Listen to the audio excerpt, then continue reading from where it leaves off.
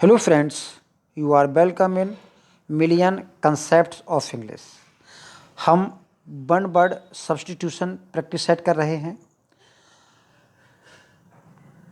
एक एग्जाम्पल लेते हैं, a person who loves Mankind. इसमें 4 ऑप्शंस दिए गए हैं और 4 ऑप्शंस अपने आप में 4 वन वर्ड सब्स्टिट्यूशंस हैं। तो एक क्वेश्चन पढ़ने का अर्थ है एक साथ आप 4 वन वर्ड याद कर रहे हैं। चलिए शुरू करते हैं। A person who loves Mankind, वो व्यक्ति जो मैनकाइंड को प्यार करता है उसे हम क्या कहते हैं? मानव प्रेमी।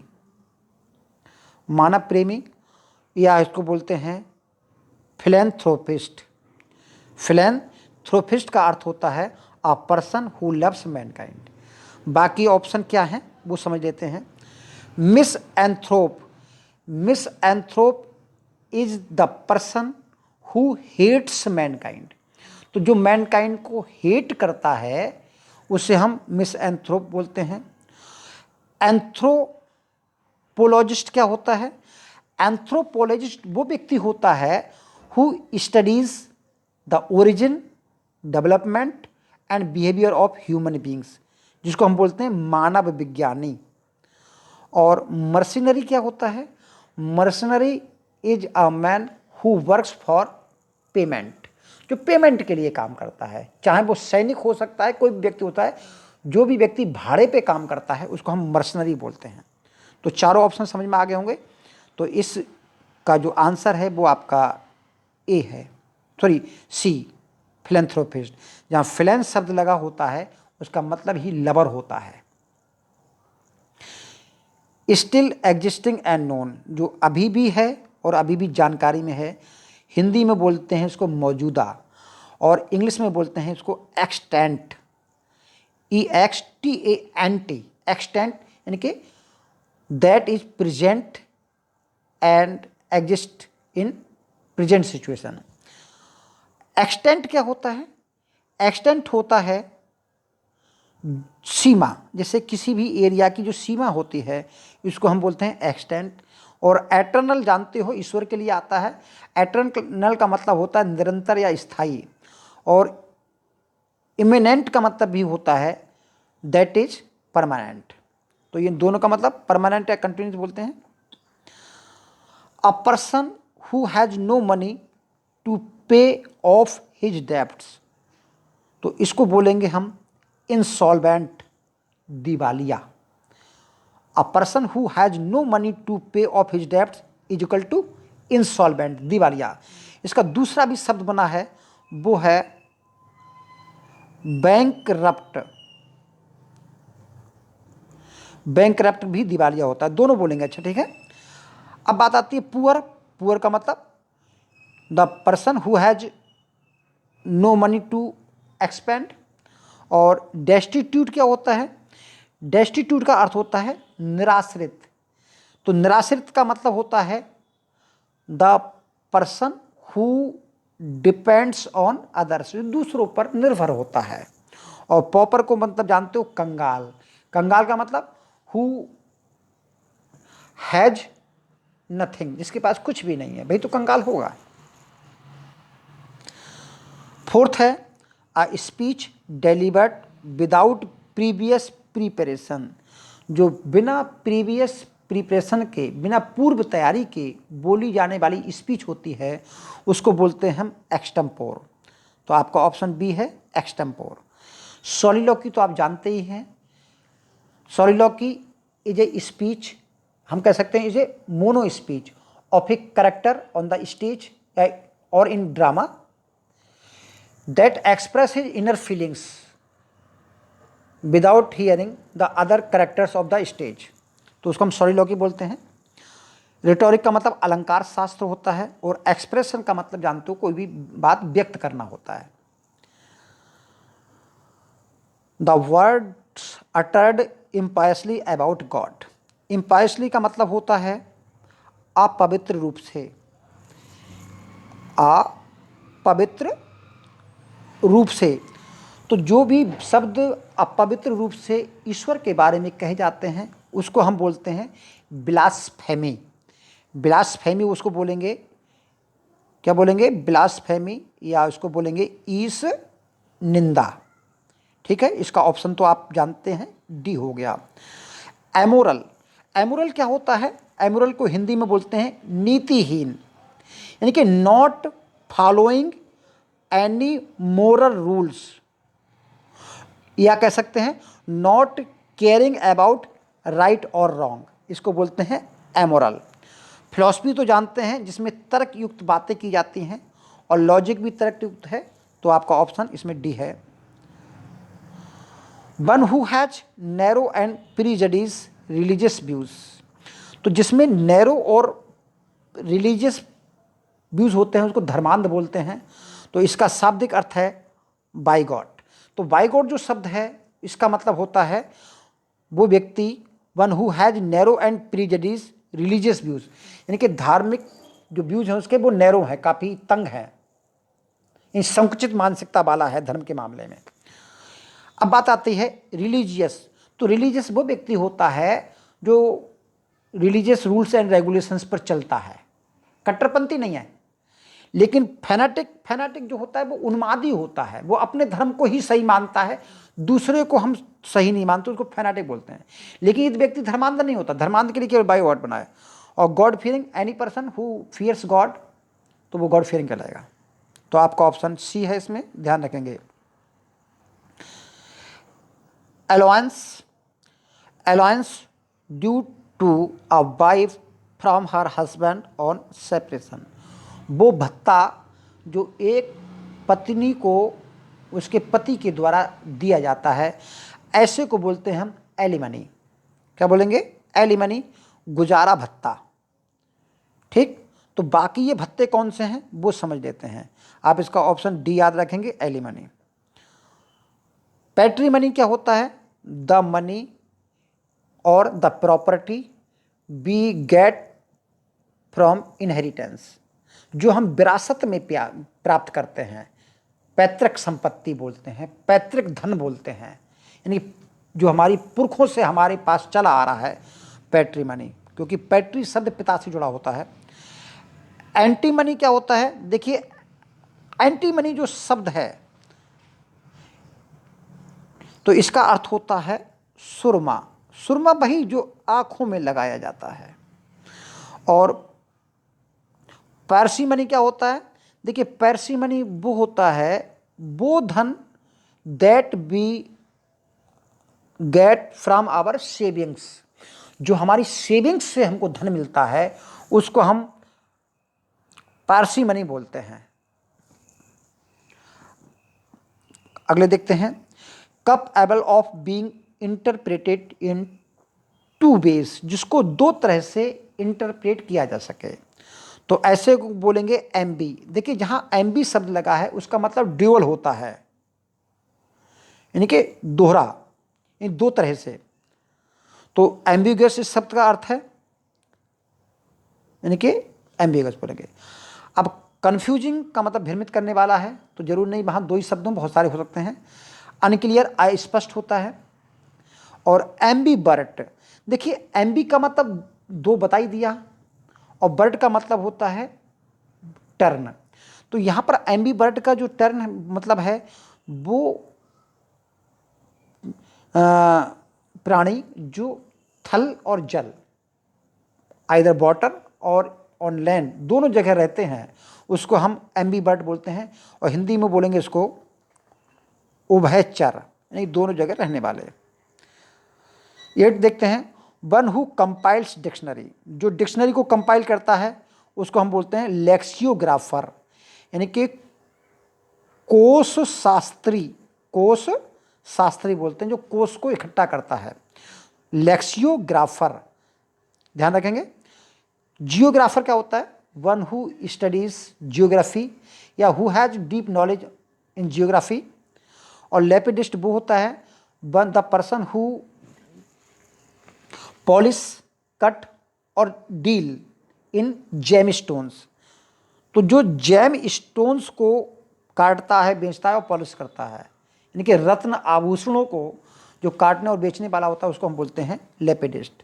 और linguist the person who has known many languages, तो उसको लिंग्विस्ट बोलेंगे, भाषाविद। और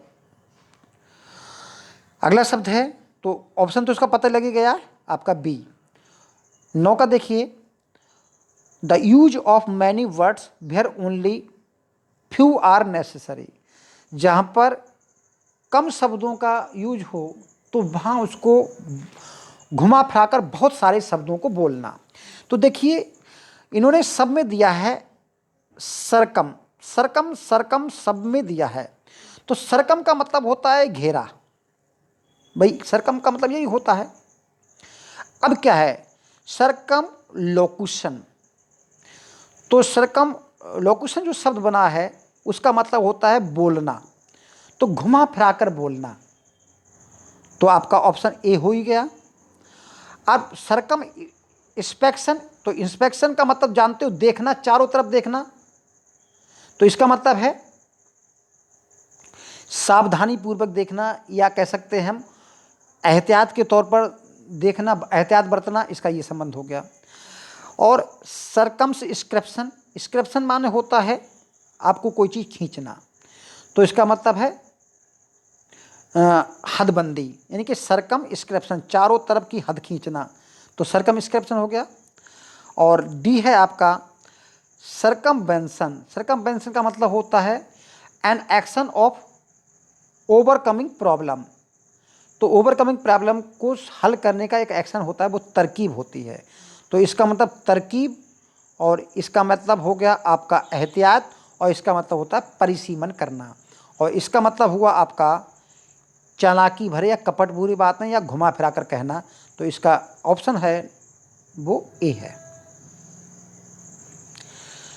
अ test in which cells from diseased organs are removed and tested, यानी कि बीमार क्षेत्र, बॉडी के बीमार हिस्से से कुछ टिश्यूज निकाल लिए जाते हैं, सेल्स निकाले जाते हैं, और उनका जो है वो अध्ययन किया जाता है, टेस्ट किया जाता है, तो उसको हम क्या बोलते हैं, तो उसको बोलते हैं बायोप्सी। ध्यान रखेंगे इसको बायोप्सी ही बोलते हैं। तो आपका ऑप्शन ए हो गया। ऑटोप्सी क्या होता है, ऑटोप्सी होता है examination of the dead body to find out cause of the death, तो जो आपका डेड बॉडी का परीक्षण होता है ताकि मृत्यु के काज का पता लग सके, तो उसे हम बोलते हैं ऑटोप्सी।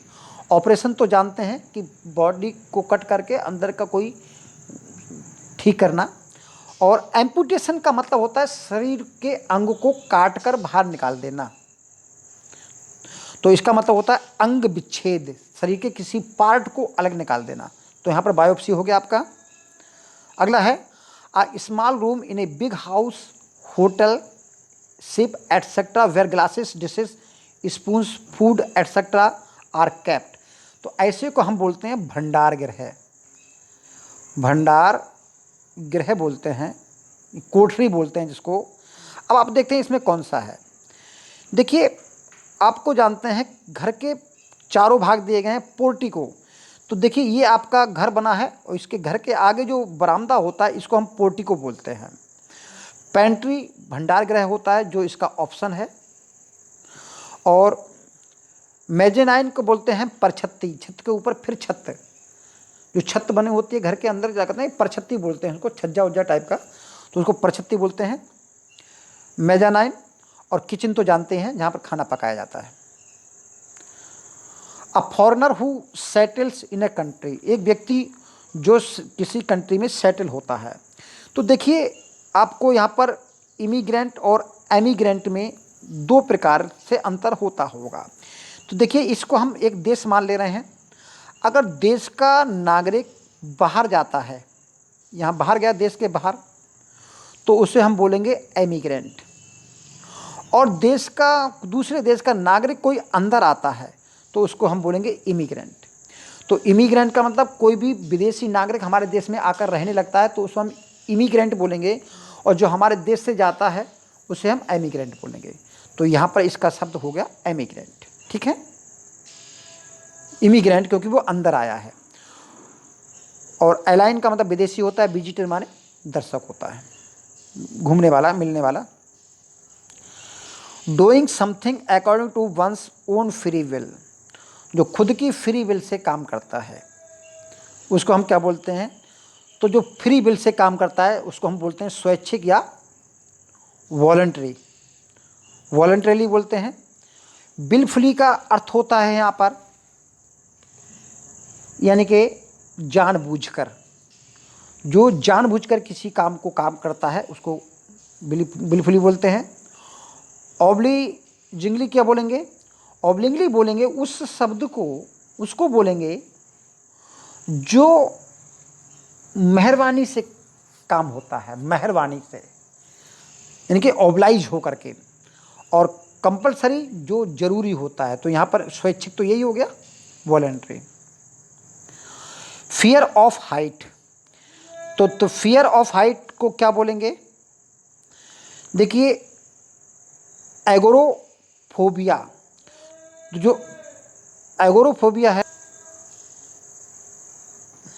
इसका अर्थ है फियर ऑफ क्राउड, जिसको भीड़ में डर लगता है उसको हम बोलेंगे एगोरोफेबिया। और हाइड्रोफेबिया, हाइड्रो तो जानते हो जल से बोलते हैं, हाइड्रो का मतलब जल होता है, तो fear of water.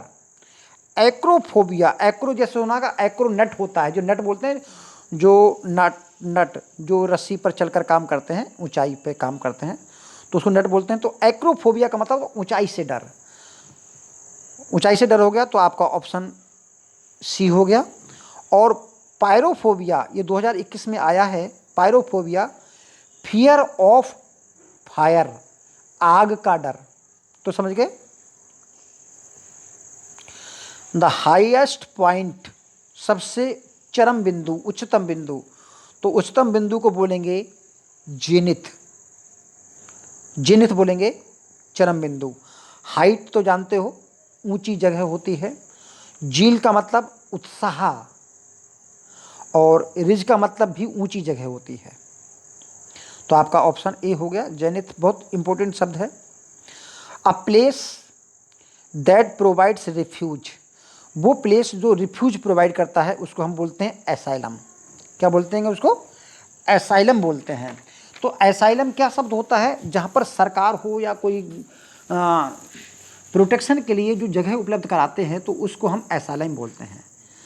Shelter house बोलेंगे एसाइलम को, शेल्टर हाउस। तो यहाँ शेल्टर हाउस हो या एसाइलम, तो शेल्टर नहीं बोलेंगे। आपका ऑप्शन डी है। शेल्टर का मतलब शरण वाली जगह होती है, शरण होती है, शरण। हाउस का मतलब घर होता है, और कंट्री का मतलब देश होता है। तो यहाँ पर आपका option D. A person who gambles और बैट्स, वो व्यक्ति जो जुआ खेलता है और शर्त लगाता है, तो उसको हम बोलते हैं पंटर। फिल्मों में सुना होगा, बोले पंटर लोग, हमारे हमारे पंटर लोग। तो पंटर लोग जो किसी की तरफ से जुआ खेलते हैं या शर्त लगाते हैं। आपका ऑप्शन ए। और बैकर शब्द क्या होता है? बैकर, बैकर का मतलब है जो सपोर्ट करता है किसी के को, वन हु सपोर्ट्स अदर्स, दूसरों को सपोर्ट करने वाला, दूसरों को बैक करने वाला। कस्टमर जानते हो, who buys things in a shop, ऐसे क्लाइंट होता है। Art of writing newspaper and magazines, तो इसको हम जर्नलिज्म बोलते हैं। लिटरेचर साहित्य नहीं होता बल्कि बी होता है आपका। और बायोग्राफी क्या होता है? One who writes about the life of other person, तो दूसरे के जीवन के बारे में जो लिखता है उसको बायोग्राफी बोलते हैं। और आर्टिस्ट्री क्या होता है? आर्टिस्ट्री का मतलब होता है artistic quality of A workman, किसी भी व्यक्ति की जो आर्टिस्टिक क्वालिटी होती हैं उसे हम बोलते हैं artistry. An abundant child of unknown parents who is found by somebody, यानी कि किसी को किसी का त्यागा हुआ बच्चा मिलता है तो उसको हम बोलेंगे हिंदी में त्यक्त, जिसको त्याग दिया गया हो, तो जहाँ उसके माता पिता ने छोड़ गए हो, चले गए हों, तो त्यक्त बोलते हैं उसको। तो ऐसे शब्द को बना है फाउंडलिंग। तो फाउंडलिंग जो बना है शब्द, an abundant child of unknown parents who is found of somebody. Siblings क्या कहते हैं? सिबलिंग्स होते हैं ब्रदर्स एंड सिस्टर्स, कुछ सिबलिंग्स बोलते हैं। अर्चिन क्या होता है? जो जिसको अर्चिन बोले या अचिन बोले, इस शब्द का अर्थ होता है, जैसे हम बोलते हैं लावारिस, इसको हम लावारिस बोलते हैं। तो लावारिस वो व्यक्ति होता है जो त्यागा नहीं होता। हो सकता है कि इसके माता पिता खो गए हों और कहीं चला गया हो, तो उसको हम लावारिस बोलते हैं। तो ऐसा व्यक्ति, बालक जो है, मैला कुचैला होता है। और ऑर्फन तो जानते हो, whose father and mother whose parents has died, तो उसको हम बोलेंगे orphan. Parts of a country behind the coast of a river. तो देखिए, ये सागर बह रहा है, यहाँ पर थोड़ी सी जगह है ऊंची ऊंची। अब जब सागर में लहर आती है तो यहाँ पर पानी आकर रुक जाता है इस एरिया में, तो इसको एरिया को बोलेंगे हम हिंटरलैंड। ठीक, क्या बोलेंगे? हिंटरलैंड, जिसको बोलते हैं पृष्ठ क्षेत्र, तो इसका अर्थ होगा हिंटरलैंड। स्वैम्प्स क्या है? स्वैम्प्स होता है दलदली क्षेत्र, जिसको हम मार्सेस भी बोलते हैं। तो मार्सेस स्वैम्प्स एक ही है। और जो स्थुमस होता है, स्थुमस वो क्षेत्र होता है जिसको बोलते हैं स्थल जल डमरू। जैसे जल डमरू वो होता है, जैसे एक ये जल है, एक ये जल है, तो बीच में इन दोनों को जोड़ने का जो काम करता है जल डमरू, तो ये जल डमरू कहलाता है। ये इथुस्मस कहलाता है, जो जोड़ने का काम करता है दो एरिया को।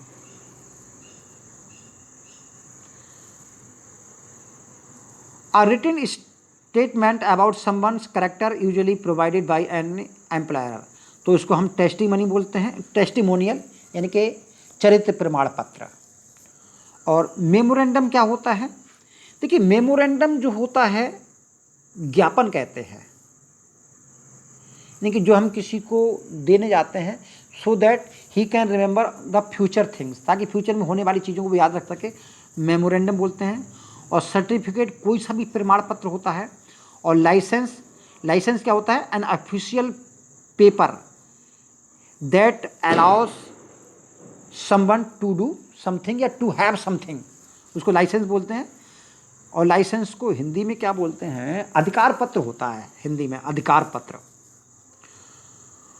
वन हु हेट्स वुमेन, तो जो वुमेन से हेट करता है उसको मिसोगाइनिस्ट बोलते हैं। और मिसोगेमिस्ट वो होता है वन हु हेट्स मैरिजेस। और फिलेंथ्रोपिस्ट तो जानते हो, वन हु लव्स मैनकाइंड। और एस्थेटिक जो होता है वो व्यक्ति जिसने सेल्फ प्लेजर को त्याग दिया है, उसको हम एस्थेटिक बोलते हैं, तपस्वी। A system of naming things, यानी वस्तुओं को नाम देने का जो सिस्टम होता है उसको बोलते हैं जो है नोमेनक्लेचर। तो नोमेनक्लेचर जो होता है वो होता है नाम पद्धति। तो इसका ऑप्शन आपका डी है। हॉर्टिकल्चर, तो हॉर्टिकल्चर क्या होता है भाई?